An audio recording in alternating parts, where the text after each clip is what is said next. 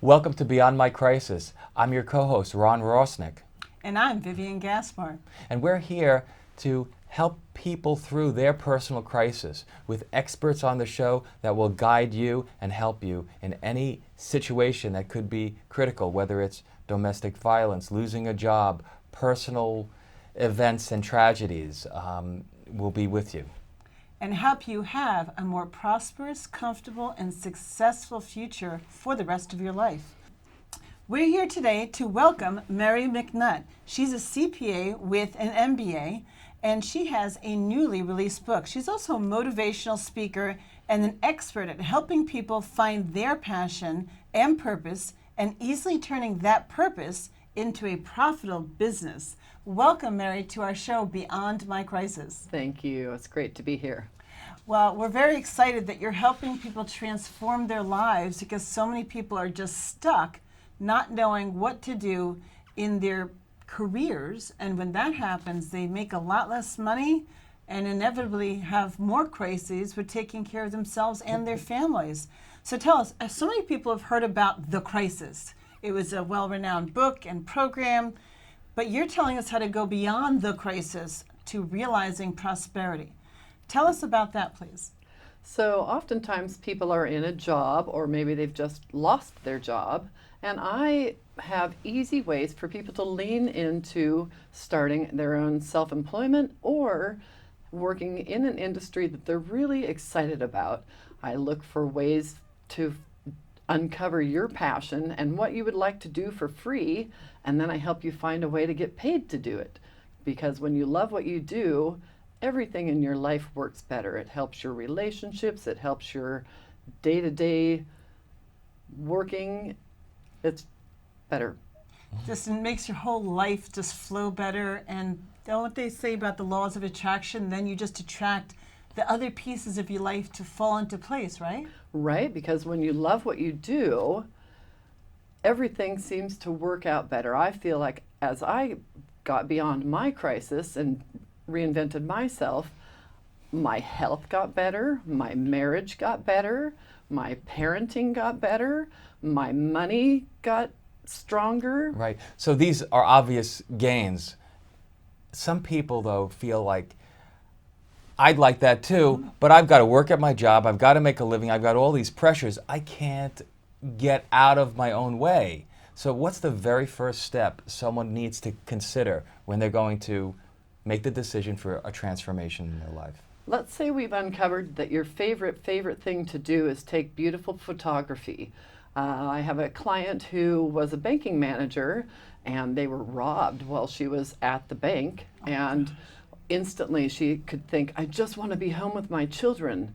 And ultimately she was already my CPA client. What I did was help her uncover the talent she had with taking photographs of her children in such unique and candid ways. So ultimately, she kept her job for a while at the bank because that was paying the mortgage. It was really a requirement to keep that money flowing, but she knew she wanted to get out of that.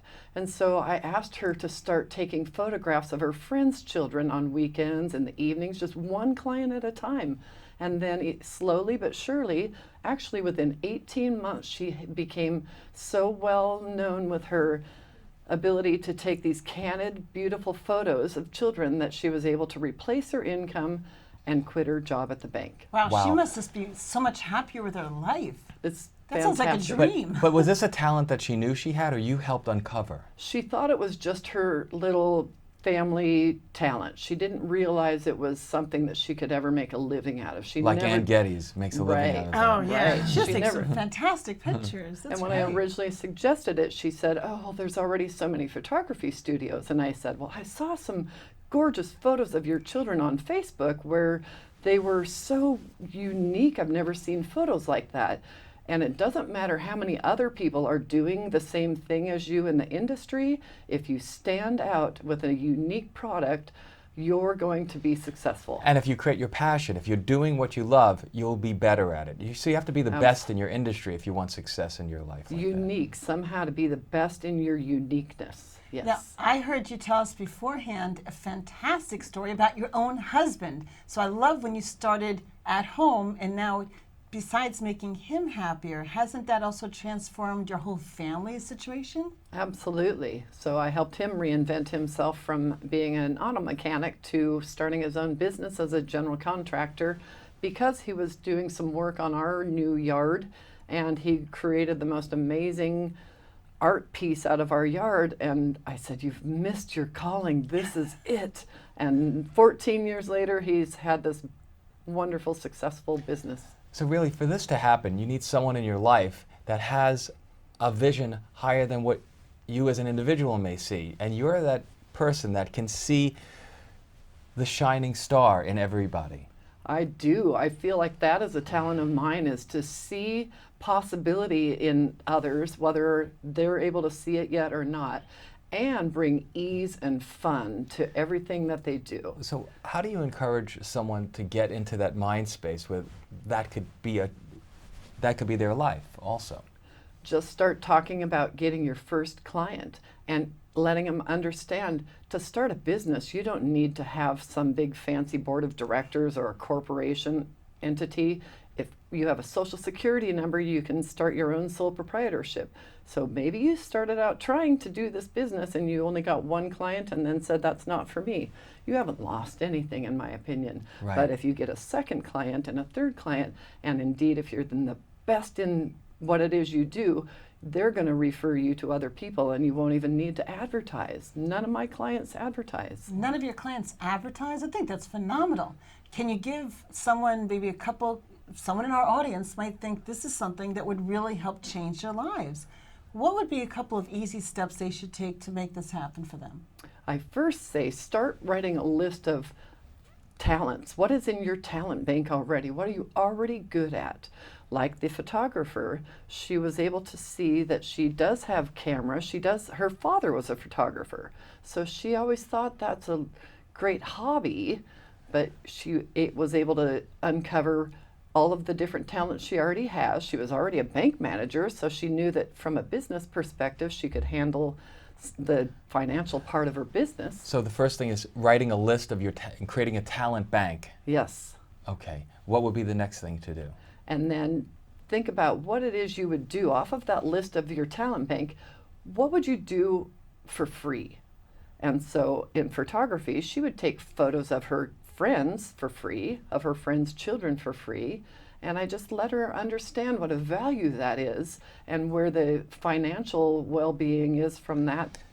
But then people who want to start their own business would have to be salespeople, and maybe some employees don't have that essence in them. How do they get their first sale? When you are doing what you love, there isn't really even a sale in it. It's just natural.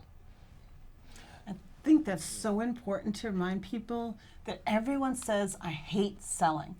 But if you're just talking to people, you're not really selling. But to not undervalue what you're worth is also important. Very Is that important. something that you would help people, that you perhaps might guide them with? Yes. So some people may not be Absolutely. comfortable asking for what they'd like to get because their self-esteem, they're feeling that they're not really professional yet. Oh, How do yes. you do that transition where you have the confidence to demand what you should receive? There's such easy ways to research. What are other people charging for this service? How are people getting out there and getting more clients? There's such a wealth of information out there to research from. But they probably need a guide that can kind of enumerate all this, and you help people figure all this out. Yeah, I help bring the ease into it and the fun in it. My story is I put the dance in abundance. and you know, talking about your story, you've got a big story. You have your book. Yes. Right? You want to Yes, my new book. The Easy Guide to Reinventing You.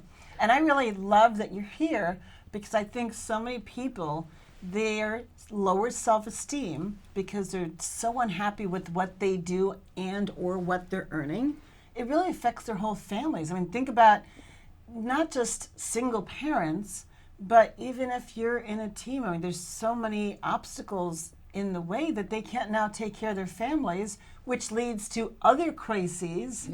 And it could also cost the family harmony or much, much worse. So I really think this is a valuable service you're providing. Thank you so much. Right.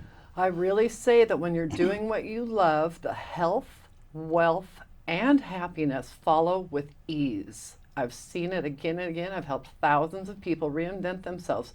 Some people are bored with their job, but they're committed to the secure income, but they don't know how to even start getting out of there. Some people are raising their children and they know eventually they want to start bringing in income. So I just help people slowly lean into this idea of reinventing themselves into something they love and bringing in income. Right. So that seed planted in their head has to keep growing, has to be nourished. It can't wither away. You got to keep that action in your mind in focus.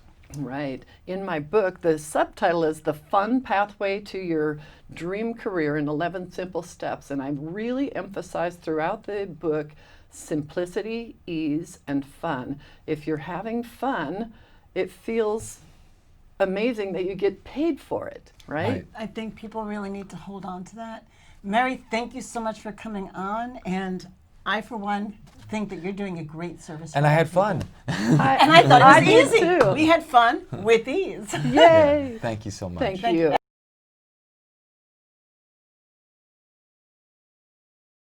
Welcome back to Beyond My Crisis. I'm your co-host, Ron Rossnick. And I'm Vivian Gaspar. We're here today to help everyone who's been very unhappy with what they've done up until now.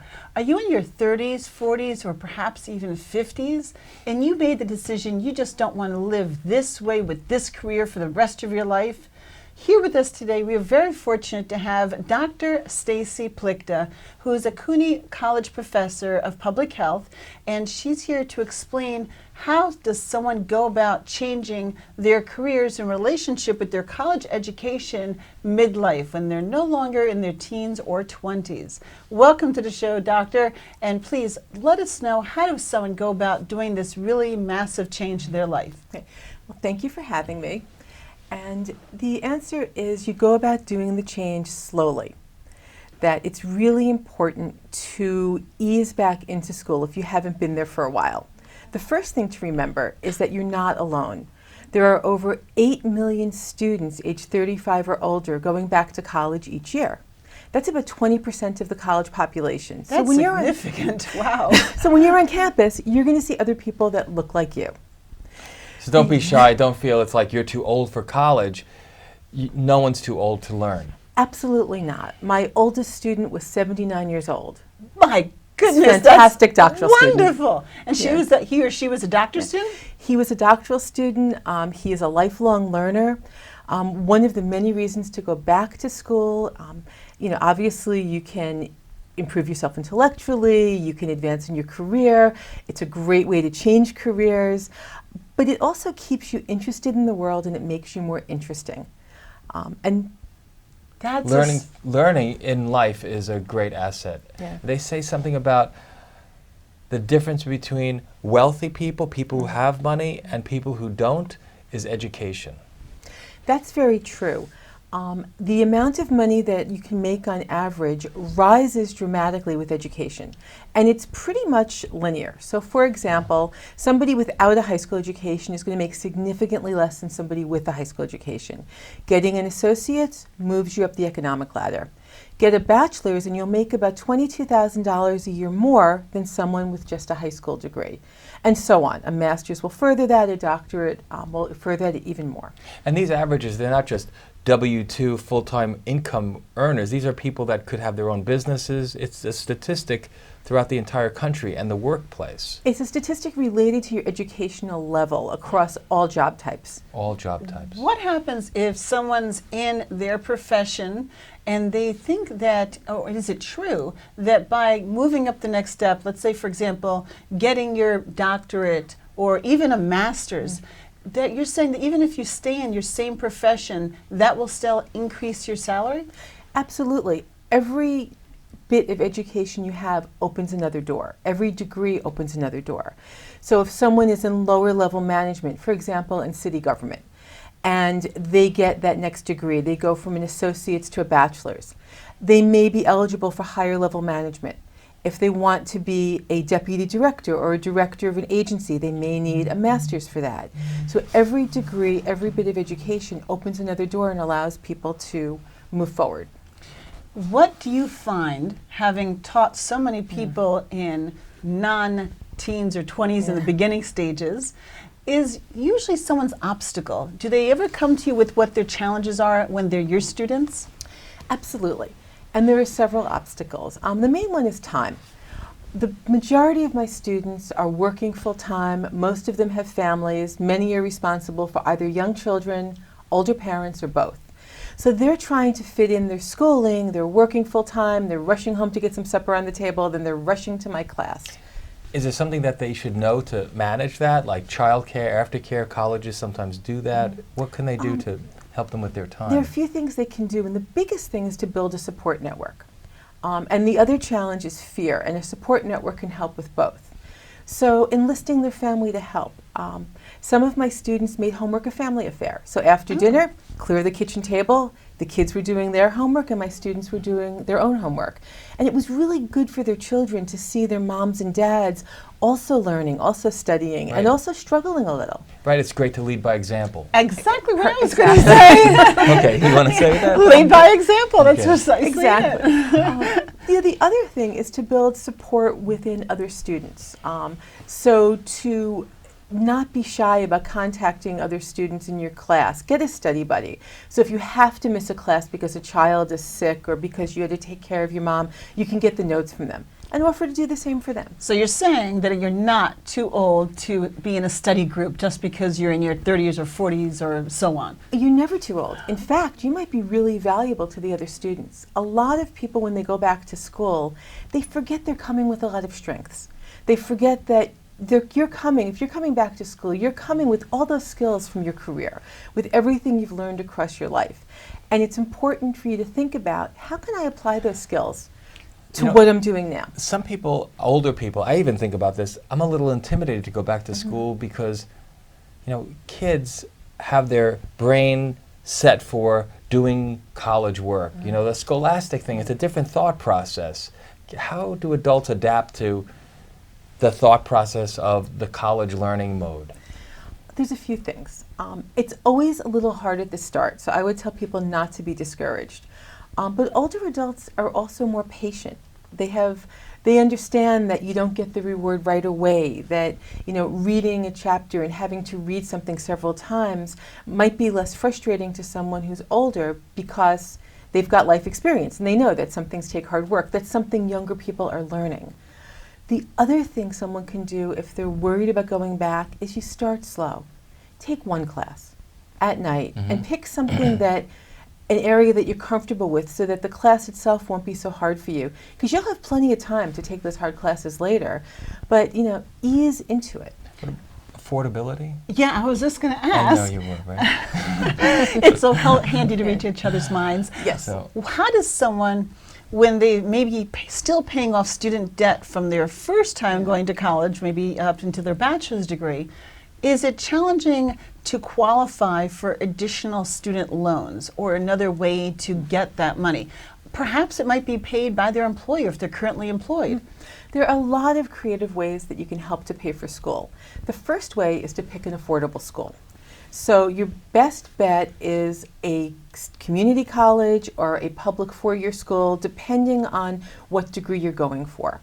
The tuition levels, particularly for community college, are much more affordable. what about online? I see a lot of coursework online. That was going to be my next Okay. Of my big answer to that. we really do this impromptu. There's no list of questions here. You It's guys just are our great. brain. We just share a brain, that's all, and it just helps. All right. So there are two things about online. If we're talking about an online course offered by a reputable, Accredited. There's a big Right. difference. Public institution versus an online course offered by a private for-profit college. They're two very different animals. How do you find out which is which? When you see commercials, you do have traditional colleges who have commercials Yes. on TV, and then you have the other. How can you tell And the difference? they talk about getting a degree and it's going to be cheap. Oh, should we be wary of Yes. that kind of? So I'm going to take a minute here, if I can, and talk about why the for-profit colleges are not your best option. How to tell they're for-profit? They have to tell you. You can look on their website. For-profit colleges are run by educational businesses whose goal is to make money.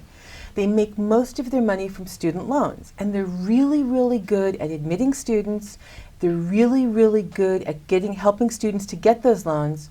What they're not so good at is graduating students, helping students get jobs after.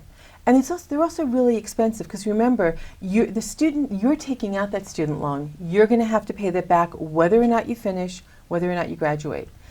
A much better option is, like I said, a public school. So community colleges, if it's a brick and mortar school, it's likely to be a public school. So every county just about has its own community college. Every state, you can look up public universities in New Jersey. If you Google that, they'll all come up. Or in any state, right? In any we state. do But air in other areas. Yes, so you could any publish, state. yeah, But- but I was an example. But if I want to go back to college, I don't have to leave my home if I don't want to. I could do all of my coursework online. Absolutely. There are online programs offered by reputable public institutions. So every community college at this point offers distance education. Every four-year public college offers it. I do recommend, though, that for your very first course, if you haven't been in school for 10 years or 20 years, it's easier to go back to school in a regular course. And there are a number of advantages to, at least for your first course, starting that way. So be with other people if you have the ability to Yes. integrate with people, because that'll, help motivate you, help make that All of campus connection? Yes, all of that. So what happens when you're on campus is you build a stronger connection to your educational institution. I'm not saying to never take an online course. I'm not even saying to not do most of your work online. Mm-hmm. But to start, most community colleges, actually all of them, and almost all public four-year institutions offer night programs where you go once a week or once on the weekend. So find a couple of hours once a week. Is there a website that you can do a search and figure out what kind of college is best for you? There are a number of them. For example, U.S. World and News Report has a great website. The best way to do it, though, is if you know that you're place-bound. In other words, let's say you're working full-time, and as much as you'd love to go to that great college across the state, that's just not going to be reality right away. Start with your local community college. Just about every county will have one, and they'll be within a reasonable driving distance. Mm-hmm. And you don't have to worry about admissions, right? I mean, the community college is never going to not admit you. They won't not admit you. You do need to have a high school degree or a GED. When you enter a community college, you may have to take some screening tests, and this is important. You want to do this. You need minimum aptitude to Minimum be able aptitude. to handle the Well, coursework. what'll happen, they won't not admit you. They may say, hey, before you can take English 101, you need to take, English 55. You need to take a Is course. such a thing? Yeah, to get your 101? aptitude up. That's For funny. They now. say won't not, and then we talk about English. So, what I would love to know is we're talking about people who aren't teenagers or young 20s any longer. I've always heard about getting college credit for life experience. Could you please let us know what that entails and how does that help people? Absolutely. Most colleges, not all, and it's important to check, have something called planned learning assessments, or PLAs. In some places, they're called CLEPs. And please, what does CLEP stand for? You have to delete that because I can't remember. Okay. But the planned learning, I can talk about planned learning assessment. So the planned learning assessment allows you to get college credit for your work and life experience. Typically, you either take a set of tests or you prepare a portfolio that demonstrates your knowledge. Now, you're still going to have to pay for the college credits, but you won't have to take a course. It'll allow you to get college credits toward your degree and get that degree a little faster. Well, maybe I can get my PhD. I just submit all my past experiences. Wow, you just will go smooth sailing right in. It doesn't work quite that way for the PhD. Write a check, get your PhD. I don't think it works that way. That would Go be home that afternoon. that would be one of those private for-profit schools. Well, I actually have a friend who just started law school at 43, 44 years old. That's fantastic. Actually, no, I apologize. He's 46. Okay. Very So, nice. yeah. What do started law people school. mostly take? If they're an adult, do they go back for law degrees or MBAs? What's common? There's not any one thing that's common. People midlife, when they're changing careers, follow their passions. So somebody might have wound up in sales where they really wanted to be an elementary school teacher. And then at midlife, they may come to that point where they say, hey, I can do this, or I want to do this. Or they may have gone into teaching and really want to be in the medical field, want to be a nurse, want to be an ultrasound tech. So there's no one thing. It's about following your passion, about doing the work that you find meaningful. Just to segue for that, we actually have a friend who how old was Mary when she got her teaching degree? I believe it was in her upper 40s or mid 40s. I don't she know went if she back. wants you to tell everyone that. Well, I don't think she knows. Nobody here knows who she is, right? That's us. An anonymous person. She was a nurse, and she went back to school and got her master's and went into teaching and has been very happily teaching now for about the last 10 years. But it's something that was definitely a change of life situation for going back to school to be a teacher. And that's fantastic. And that's what going back to school is all about. It's about being more interested in the world, following the things you're passionate about. It's really good for your brain, too. And it's like starting another life. You could have two lives in your one lifetime, two careers. Absolutely. You can have 2 or 3. And people typically have more than one career now. We think of retirement as 65. But when the average life expectancy is 79 or 80, that's an awful lot of time that people have that they can do something interesting with. And a lot of people don't want to stop working at 65. They're still vibrant. They still want to be working and contributing to society in that way. Speaking of getting older, I actually read several different places that when you challenge your brain, such as going back to college and a little later in life, you actually can prevent Alzheimer's from developing because of how you're using your brain. Is that true? Do you think it's so? There's a lot of evidence. We can't say so definitively. Not you can't definitively. say if you go back to college, you won't Take get an Alzheimer's. educated guess. But yes. But as a professor, you may have heard about this. Yeah, there's a lot of research out there that strongly suggests that continuing to learn through college courses, through art, through many different ways, continuing to challenge yourself. Playing chess. Playing chess is good for your brain. If you think of your brain as another muscle, if you don't... Even though it's an organ. Even though it's an organ. If you think of your brain... as a muscular organ. As a muscular organ.